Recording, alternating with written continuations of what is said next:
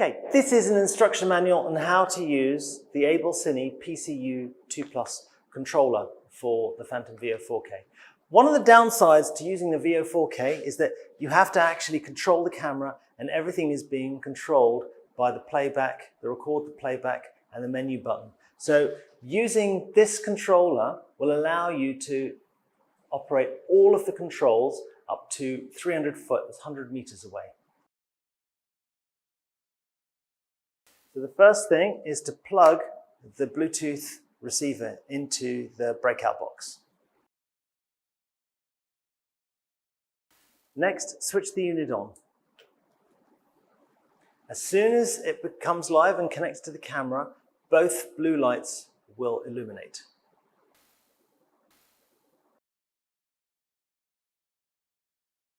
Okay, so as soon as you switch it on, you can immediately see lots of information here. The frames per second, the image size, the shutter angle, the trigger, etc. So I want to change the frames per second. So the button, which is nearest the item that we want to change, you press, and then I can use the plus and the minus buttons in order to change the number of frames per second. So here I'm happy with 625 frames per second. I press the set button. Nice and easy. Now, you may not find this as responsive as you might be used to, but the reality is that it has a 300 foot, 100 meter range, and the battery is extremely frugal. So it will power you for more than a day without having to have a recharge. So the thing I always recommend to people when they start, you see loop at the top, is press the previous button and you're going to go into live mode. And you can see it's live mode because it says live by the side of it. We're all ready to go. It's fantastic. I can press and hold the record button now, and as soon as I do this for 3 seconds, it will empty the RAM, the record light will go on, and you're actually now recording an image. Okay, so just to talk through the operation of what you can see here, we're in live mode because you can see it says live. This is the record button, which we've already pressed in, and we can see that we're recording because the record light is on.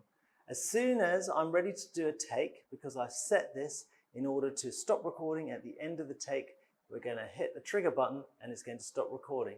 So D, if you want to press, if you want to burst the balloon.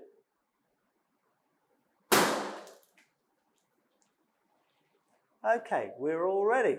And you can see that it's automatically gone on to Rec 2 because we have programmed 3 separate partitions. So if I press this for my second one, I've done this now, and now it's recording onto my third partition. If you watch the first video, you'll see that actually how to utilize the 3 partitions. Right, so we want to go into playback mode. So we're going to press the PB button, which is next to live, and we're immediately going to be into playback mode. And you can see immediately that we are in RAM 1. So RAM 1, I now have got my 4 separate buttons which do something very different. So I've got A and B, A and C. C is to play forwards. So you can see if I press and hold it, I can actually scroll all the way through, and I can play forwards and I can play backwards. Okay, nice and easy. I could choose an endpoint and handlebars, which is with my left button, which is the start point, and a handlebar right, which is this one. Now I made a mistake. I want to delete these. So if I press and hold the B button for 5 seconds, you'll see that I will delete my left-hand handlebar and do the same with the D one, which is my right-hand one. And now we're back to where we were. So I can use this now to go back to my first point. So I'll choose my first point, get very, very carefully to my starting point.